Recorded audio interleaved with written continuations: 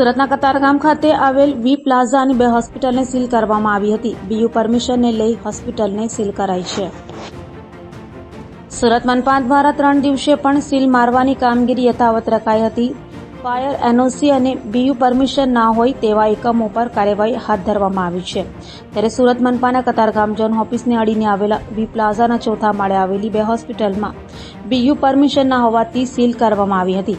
બંને હોસ્પિટલમાં વરવી વાસ્તવિકતા સામે છે, જેમાં ફાયરના ઉપકરણ, જેમાં આગ ઓલવવા માટે વપરાતી રિફિલો એક્સપાયર થયેલી શોભાના ગાંઠિયા સમાન લટકેલી જોવા મળી હતી।